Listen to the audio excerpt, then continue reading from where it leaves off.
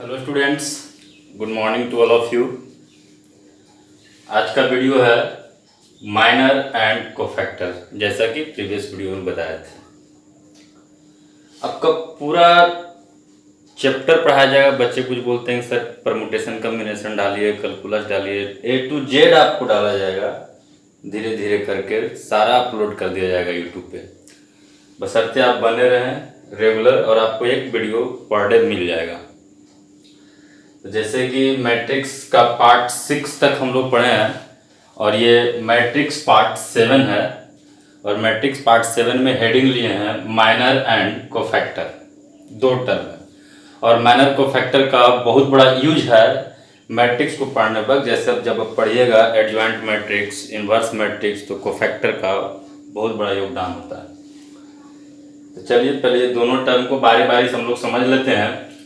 तो माइनर जो होता है, the minor of an element A I J, मतलब कि कोई भी element A I J lower subscription जो आई जे लिखते हैं, इसका मतलब कि ith नंबर रो और jth नंबर कॉलम में कोई ना कोई तो एलिमेंट होगा। तो the minor of an element A I J is a सब डिटर्मिनांट। सब डिटर्मिनांट होता है कि एक बड़ा डिटर्मिनांट के अंदर छोटा छोटा जितना भी डिटर्मिनांट बनता है वो सब डिटर्मिनांट कहलाता है। जैसे मान लीजिए कि यही 3/3 ऑर्डर का एक डिटर्मिनांट है और इस 3/3 ऑर्डर के डिटर्मिनांट में छोटा छोटा, जैसे ये मान लीजिए कि ये 2/2 ऑर्डर का एक डिटर्मिनांट बन जाएगा। ऐसा जो भी आप समझ रहे हैं ये 2/2 ऑर्डर का डिटर्मिनांट बन जाएगा, चाहे ये। इसमें 2/2 ऑर्डर का जितना भी डिटर्मिनांट बनेगा वो सब का सब डिटर्मिनांट कहलाएगा। तो माइनर कुछ नहीं है, माइनर एक डिटर्मिनांट वैल्यू ही है। एक बड़ा डिटर्मिनांट के अंदर छोटा छोटा डिटर्मिनांट जो बनता है वही सब डिटर्मिनांट कहलाता है और वही सब डिटर्मिनांट माइनर कहलाता है। तो the minor of an element A I J is a sub determinant which is left out after deleting the ith row and jth column. ith row and jth column मतलब कि जिस element का आप minor निकाल रहे हैं उसका रो delete कर दीजिए और उसका कॉलम डिलीट कर दीजिए। बाकी जो बचता है उसका डिटर्मिनांट निकाल दीजिए, वही माइनर होता है। फिर से बता रहे हैं इस बात को कि माइनर किसी भी माइनर यानी माइनर टोटल एलिमेंट का निकलता है। अगर एक डिटर्मिनांट के अंदर 9 एलिमेंट है तो 9 एलिमेंट का माइनर निकलेगा और सबका अलग अलग आएगा। तो माइनर जो होता है जिस पार्टिकुलर एलिमेंट का आप माइनर निकाल रहे हो उसका रो डिलीट कर दीजिए, उसका कॉलम डिलीट कर दीजिए, बाकी जो बचता है उसका डिटर्मिनांट वैल्यू निकाल दीजिए, तो वही आपका माइनर कहलाएगा। Which is left out after deleting the ith row and jth column. As for example के लिए हम लोग लिए कि एक में ए है डिटर्मिनांट 3/3 ऑर्डर का, इस तरह से A11 यही आई जे है, A11 A12 A13 A21 A22 A23 A31 A32 A33 ये। तो जैसे में एग्जांपल है कि अगर इसमें माइनर ऑफ A23 एलिमेंट, मतलब कि ये जो A23 एलिमेंट है इसका माइनर निकालना है हमको। तो इसका माइनर निकालना है तो इसका रो को डिलीट कर दीजिए और इसको कॉलम का डिलीट कर दीजिए। बाकी जो बचता है तो बचेगा A11 A12 A31 A32, वही उसका डिटर्मिनांट निकाल दीजिए, तो वही उस एलिमेंट का माइनर कहलाएगा। माइनर को सिंपली डिनोट करते हैं, it is denoted as MIJ। जिस एलिमेंट का माइनर निकालते हैं, जैसे माइनर ऑफ A23 निकाले हैं तो इसको आप लिख सकते हैं कि किसके बराबर है, तो M23 के बराबर, माइनर ऑफ 23 एलिमेंट। एक नोट पॉइंट है कि अब दोनों में फर्क क्या है कि जैसे माइनर जब निकाल रहे हैं तो अगर A11 का माइनर निकालिएगा तो उसका रो और उसका कॉलम को डिलीट कर दीजिएगा, बाकी फिर इसका डिटर्मिनांट वैल्यू लिखिएगा। तो बात ये है कि जब यही काम तो डिटर्मिनांट करने वक्त भी आता है। अगर डिटर्मिनांट निकाले हैं तो डिटर्मिनांट में भी तो वही सेम प्रोसेस है। अगर A11 उठाते हैं तो इसका रो इसका कॉलम खत्म कर देते हैं, बाकी ये डिटर्मिनांट लेकर इसमें गुना करते हैं, फिर माइनस लेते हैं, अल्टरनेट साइन चलता है, प्लस माइनस लेते हैं, माइनस A12, तो यहाँ पे भी माइनस A12 लिए, फिर माइनर, तो माइनर लेंगे 1 2 का, तो फिर इसका कॉलम इसका रो समाप्त, तो फिर तो वही लिखा रहा है। यानी कि हम A11 इंटू M11 यानी कि A11 का माइनर लेके गुना कर दीजिए, माइनस A12 उसी का माइनर से गुना कर दीजिए, प्लस A13 फिर उसी का माइनर से गुना कर दीजिए, तो आपको ये डिटर्मिनेंट वैल्यू दे देगा। सिंपल। तो माइनर ये नेक्स्ट टॉपिक, नेक्स्ट जो इसका टर्म है कोफैक्टर।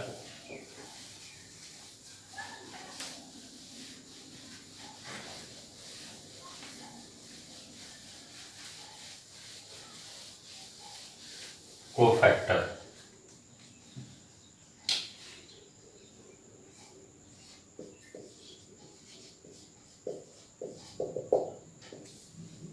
माइनर तो हम लोग समझ गए कि माइनस जिस एलिमेंट का निकालना है तो उसका रो और उसका कॉलम डिलीट कर दीजिए, बाकी जो बचता है उसका डिटर्मिनेंट वैल्यू निकाल दीजिए, वही माइनर होता है। और माइनर में एक प्रॉपर्टी पढ़े, एक तरह से नोट पॉइंट पढ़े कि अगर A11 लेते हैं और उसी का आप माइनर से गुना कर देते हैं, फिर माइनस A12 फिर उसी का माइनर से गुना कर देते हैं M12, फिर A13 फिर उसी का माइनर से गुना कर देते हैं, तो आपका जो रिजल्ट बन के तैयार होता है वो डिटर्मिनेंट वैल्यू दे देता है उस डिटर्मिनेंट का।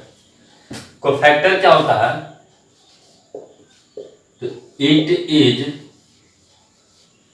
Also a minor but with a proper sign. ये भी माइनर ही होता है, लेकिन बस इसके साथ एक साइन आता है। और वो साइन कैसे देते हैं तो ध्यान दीजिएगा, that is cofactor of I J element जो होता है वो -1 का power i plus J into MIJ।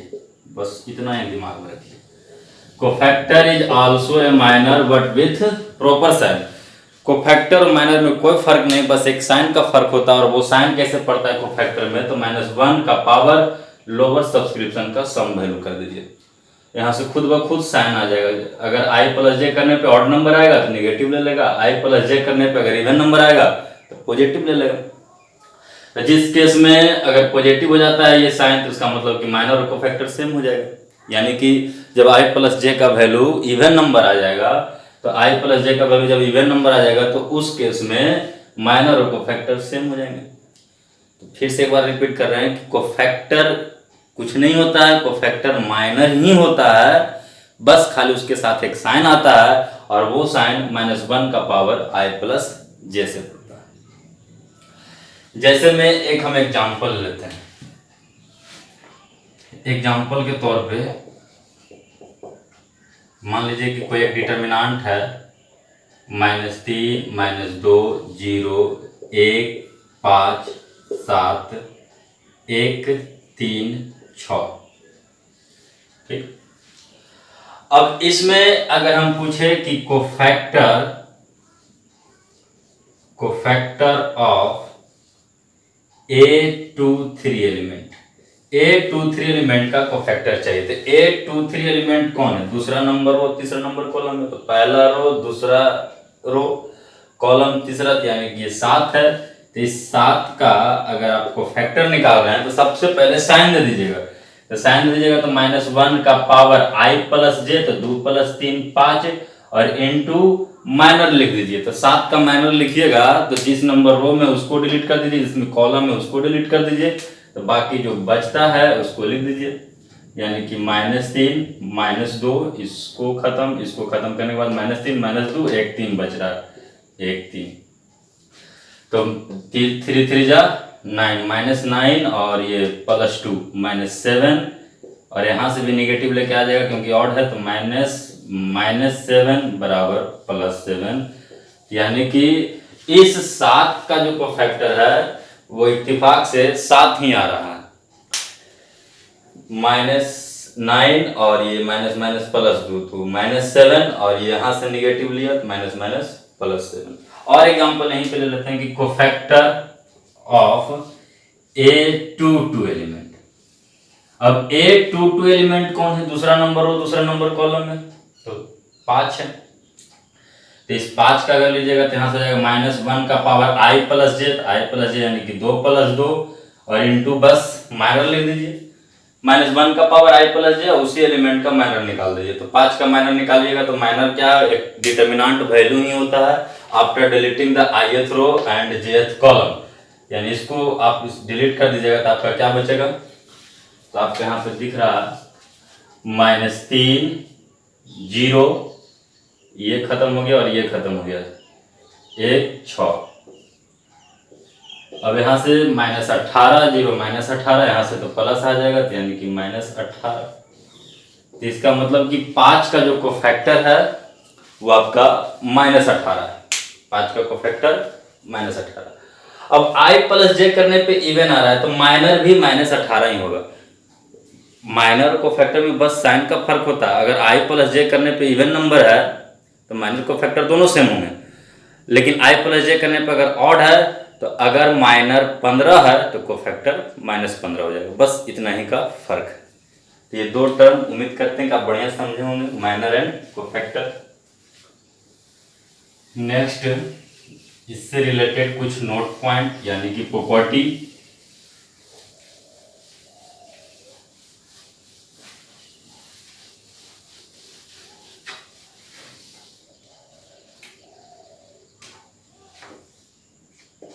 Property के लिए जैसे मान लेते हैं कोई डिटर्मिनेंट है a11 a12 a13 a21 a22 a23 a31 a32 a33, ऐसा बहुत बढ़िया समझिएगा। पहला प्रॉपर्टी जो इसका है फर्स्ट प्रॉपर्टी, वो फर्स्ट कहता है कि कोई भी एक रो उठा लीजिए और कोई भी एक कॉलम उठा लीजिए। कोई भी एक रो आप ले लीजिए, जो रो मन करता है वो ले लीजिए। जैसे डिटर्मिनेंट में किसी भी एक रो के थ्रू डिटर्मिनेंट वैल्यू को एक्सपेंड कर सकते हैं, चाहे फिर किसी भी एक कॉलम के थ्रू डिटर्मिनेंट वैल्यू को एक्सपेंड कर सकते हैं। तो उसी तरह से यहाँ भी कोई भी एक रो ले लीजिए। जैसे मान लेते हैं कि a11 ले रहे हैं और a11 का जो कोफैक्टर होगा उसी से गुना कर दीजिए, प्लस a12 उसी के कोफैक्टर से c12, a13 उसी के कोफैक्टर से c13, ऐसे कर दीजिएगा तो आपका इस डिटर्मिनेंट का डिटर्मिनेंट वैल्यू निकल के चला आएगा, डेल्टा के बराबर हो जाएगा। इस बात को ध्यान दीजिए। हम क्या बोल रहे हैं कि कोई भी एक रो, यानी कि दैट इज, कहने का मेरा मतलब कोई भी एक रो, जैसे मान लीजिए कि आप तीसरा रो ले रहे हैं तो a31 इसी का कोफैक्टर मान लेते हैं कि c31 आया है, माना हुआ है।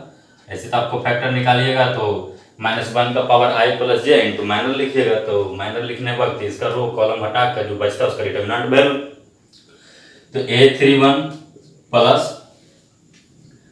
a32 into c32 plus a33 into c33, ये डेल्टा के बराबर हो जाएगा।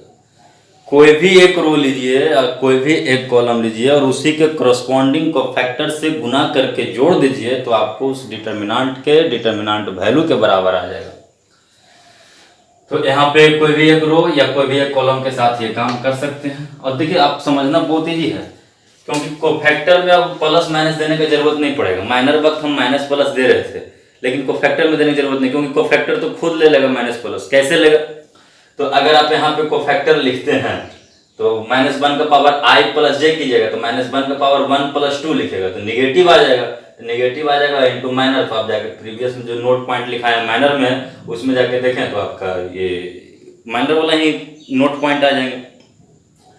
a13 में कीजिएगा तो -1 का पावर 1 प्लस 3 कीजिएगा तो पॉजिटिव आ जाएगा। तो जब भी लोअर सब्सक्रिप्शन का सम वैल्यू यानी i प्लस जे करने पे अगर इवन आएगा तो माइनर कोफैक्टर सेम, और i प्लस जे करने पे अगर ऑड आएगा तो minor cofactor numerically wise same होंगे बट साइन वाइज अपोजिट होगा।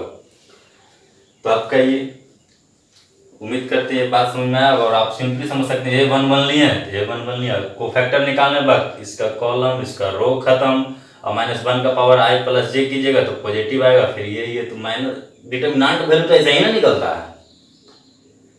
दूसरा नोट पॉइंट है कि a11 और a21 plus a12 into A22 plus A13 into A23 बराबर 0। दूसरा भी बहुत इंपॉर्टेंट बात, दूसरा क्या कह रहा है कि कोई भी एक रो या कोई भी एक कॉलम उठाइए और किसी अनदर रो या फिर किसी अनदर कॉलम के करस्पॉन्डिंग एलिमेंट का कोफैक्टर निकाल कर गुना कीजिएगा तो वो वैल्यू 0 के बराबर आ जाएगी।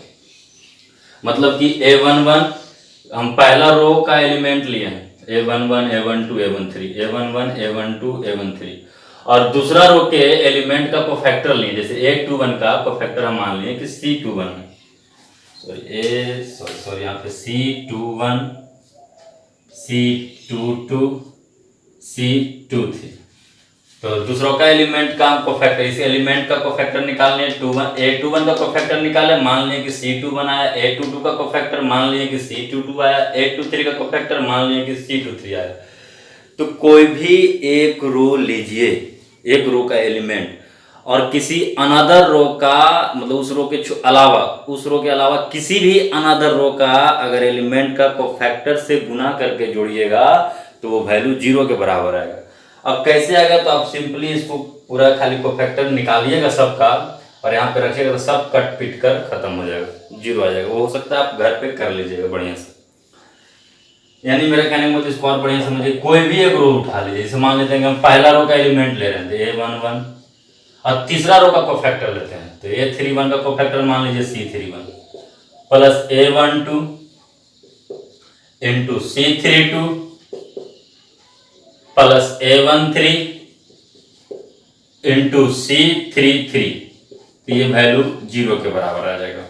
A11 C31, ध्यान दीजिएगा, कोई भी एक रो का एलिमेंट लीजिए और किसी अनदर रो के एलिमेंट के कोफैक्टर से गुना करके जोड़िएगा तो वैल्यू 0 के बराबर आएंगे।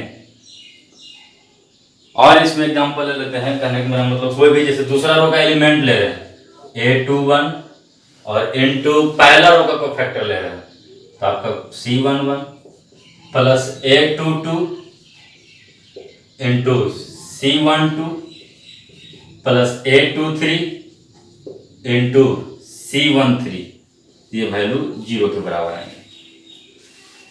ये बात कॉलम के साथ में वैलिड है, क्योंकि डिटर्मिनेंट में एक प्रॉपर्टी होता है कि अगर सारे रो को करस्पॉन्डिंग कॉलम में भेज देते हैं तो डिटर्मिनेंट वैल्यू पे कोई फर्क पड़ता नहीं। ये चीज कॉलम में भी वैलिड है, मतलब कि कोई भी एक कॉलम में उठा लीजिए और किसी अनदर कॉलम के कोफैक्टर से गुना करके जोड़ दीजिए तो वैल्यू 0 के बराबर आ जाएगी।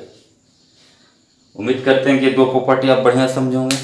एक और नेक्स्ट कोफैक्टर का प्रॉपर्टी है और बहुत इंपॉर्टेंट है,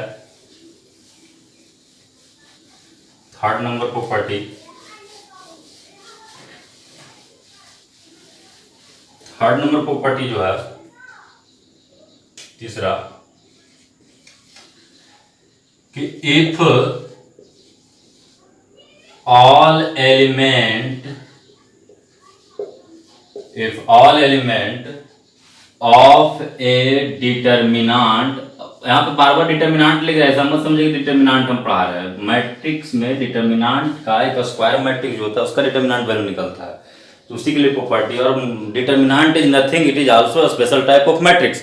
डिटर्मिनांट कुछ नहीं है भाई साहब, वो भी एक मैट्रिक्स का ही पार्ट है। तो if all element of A determinant of order n by n is replaced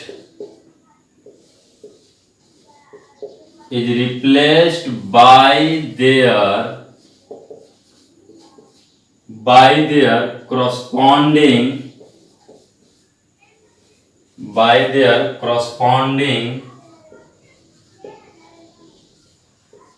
cofactor. If all element of a determinant of order n by n is replaced by their corresponding cofactor, then the value of new determinant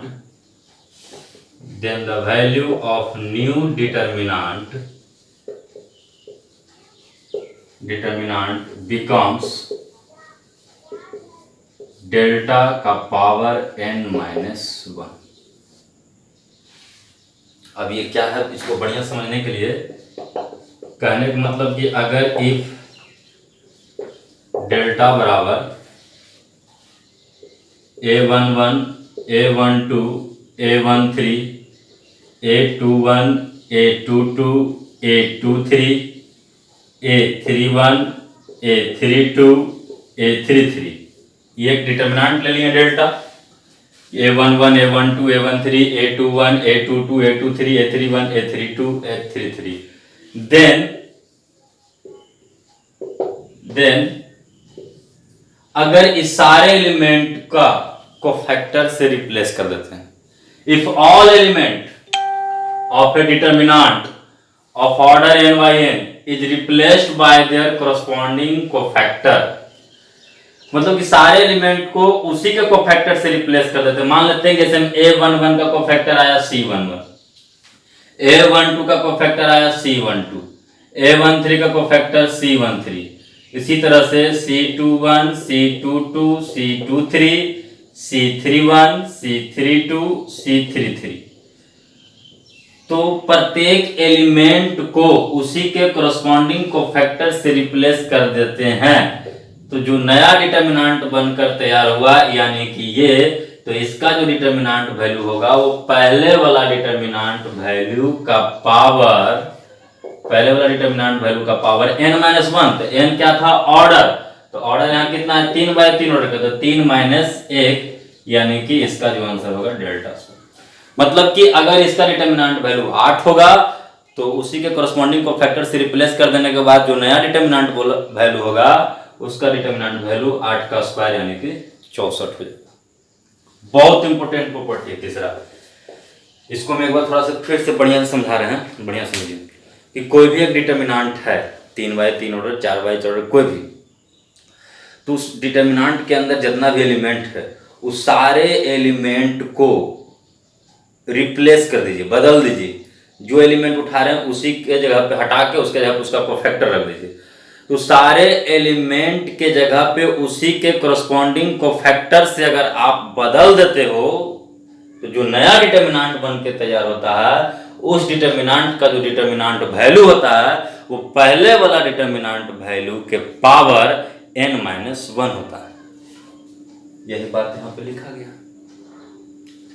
जैसे में बहुत अच्छा सा question उठता है और ये पूछा हुआ भी क्वेश्चन है, बढ़िया समझिएगा कि इफ डेल्टा बराबर ABC BCA CAB, सिंपल ऐसे दे दिया था कि डेल्टा बराबर मतलब कि इसका डिटर्मिनेंट वैल्यू डेल्टा है, then determinant of BC minus A square CA minus B square AB minus C square AB minus C square CA minus B square AB minus C square BC minus A square AB minus C square BC minus A square is equal to what? आपके पास option है delta, delta square, delta cube, 2 delta, इस तरह से बना देंगे। तो इसको आप गौर से देखिए इस क्वेश्चन को कि डेल्टा बराबर इतना दिया, देन इसका डिटर्मिनेंट वैल्यू पूछ रहा है। ये भी 3/3 ऑर्डर का, ये भी 3/3 ऑर्डर का, लेकिन एक नजर घुमाइए तो कोफैक्टर का जो लास्ट प्रॉपर्टी तीसरा नंबर प्रॉपर्टी था कि अगर सारे एलिमेंट को उसी के कोरस्पॉन्डिंग कोफैक्टर से रिप्लेस कर देंगे तो जो नया डिटर्मिनेंट बन के आता है वो पहले वाला डिटर्मिनेंट के डिटर्मिनेंट वैल्यू का पावर n-1 हो जाता है। तब इस एलिमेंट का अगर आप कोफैक्टर निकालिएगा ए का चेक कीजिए तो इसका रो और इसका कॉलम समाप्त कीजिएगा तो BC minus A square, BC minus A square, मतलब कि A के जगह पे इसका कोफैक्टर लिख दिया गया है, उसी तरह से चेक कीजिएगा बी का, तो बी तो आपका 1 2 एलिमेंट है, 1 2 एलिमेंट मतलब पहला नंबर रो दूसरा नंबर कॉलम में है, तो -1 का पावर 1 + 2 कीजिएगा तो नेगेटिव आएगा, तो यानी कि इसका ऐसे और इसको हटाइएगा तो बी स्क्वायर माइनस ए सी, अब उसका नेगेटिव कर दीजिएगा तो सी ए माइनस बी स्क्वायर। तो गौर से देखिए तो टोटल एलिमेंट का यहाँ पे कोरस्पॉन्डिंग को फैक्टर लिखा हुआ है, तो अगर इसका डेल्टा है और 3/3 ऑर्डर का है तो डेल्टा का पावर 3 - 1 यानी कि डेल्टा स्क्वायर इस क्वेश्चन का आंसर हो जाएगा। तो कोफैक्टर का तीनों प्रॉपर्टी को आप अच्छे ढंग से दिमाग में रखोगे। एक और क्वेश्चन लेते हैं कोफैक्टर से रिलेटेड, बहुत सुंदर क्वेश्चन है।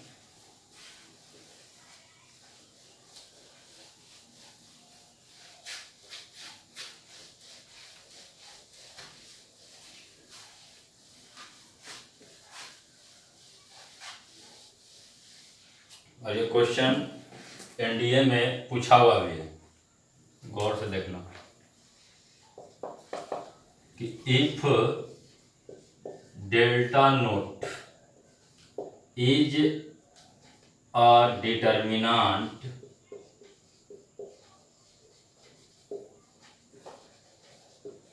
Of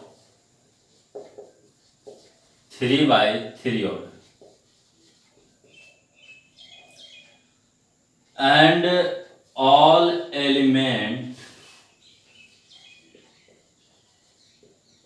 and all element of delta note is replaced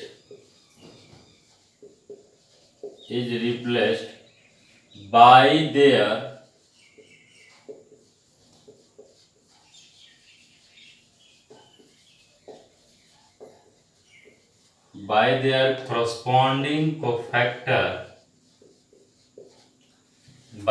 corresponding cofactor, then delta 1 is formed. If all element of delta 1 is replaced by their corresponding cofactor, then delta 2 is formed. Similarly, if all element of delta n-1 is replaced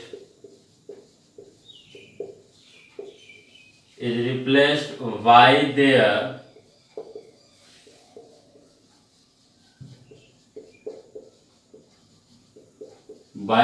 corresponding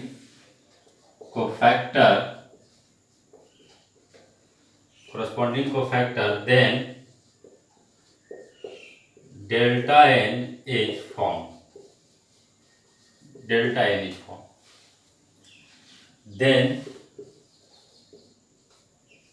Then find delta n is equal to what? Option है delta not का power n, delta not का power n square, delta not का power 2 का power n, चौथा option है delta not का power 2n। ऐसा ही 4 option, क्योंकि स्पेस नहीं है तो इसको पहले आप क्वेश्चन को बढ़िया समझ लीजिए क्वेश्चन क्या कह रहा है। बहुत इजी है क्वेश्चन, बहुत लंबा दिखने में लग रहा है क्वेश्चन। कह रहा है कोई एक डेल्टा नोट डिटर्मिनेंट है 3 ऑर्डर का, and all element of delta naught is replaced by there corresponding cofactor. तो जो डेल्टा नोट है उसका सारा एलिमेंट को हटाकर उसके जगह पे कोरस्पॉन्डिंग कोफैक्टर रख दिए और उसका नाम दे दिए डेल्टा 1। फिर डेल्टा 1 के सारा एलिमेंट को हटाकर उसके जगह पे कोरस्पॉन्डिंग को फैक्टर रख दिया, जो नया डिटर्मिनेंट बना उसका नाम दे दिए डेल्टा टू। उसी तरह से काम करते गए, फिर डेल्टा टू के सारा एलिमेंट को हटाकर उसके जगह पे उसी के कोरस्पॉन्डिंग को फैक्टर रख दिए, जो भी नया डिटर्मिनेंट बना डेल्टा थ्री। ऐसी करते गए, उसी तरह से करते करते डेल्टा एन माइनस वन का भी सारा एलिमेंट को हटाकर उसके जगह पे कोरस्पॉन्डिंग को फैक्टर रख दिए, तो जो नया डिटर्मिनेंट बना वो डेल्टा एन। तो डेल्टा एन किसके बराबर होगा? डेल्टा नोट का पावर एन, डेल्टा नोट का power n square, delta naught का पावर टू का पावर एन, डेल्टा नोट का पावर टू एन। तो एक बात दिमाग में रखिएगा हमेशा, क्योंकि शुरू से बताते आ रहे हैं कि जब भी आपको अगर ऐसा लगे कि अब डेल्टा एन कितना 100, 50, 150, 500, 1000, 3000, तो जब भी आपको ऐसा लगे कि ह्यूमन कैपेसिटी से बाहर का चीज दिखे, तो उस केस में आप क्या कीजिएगा कि दो चार को निकाल कर देखिए। एग्जामिनेशन हॉल में आप डेल्टा एन तक निकाल के तो नहीं देखिएगा क्या आंसर है, तो दो चार को अगर निकाल के देखिएगा तो खुद ब खुद फिर आपको आंसर दिखने लगेगा। जैसे हम इसका सॉल्यूशन करते हैं इस क्वेश्चन का, इस क्वेश्चन का सॉल्यूशन जो होगा, क्वेश्चन तो दिमाग में है, क्या हम डेल्टा वन बराबर डेल्टा नोट का स्क्वायर लिख सकते हैं?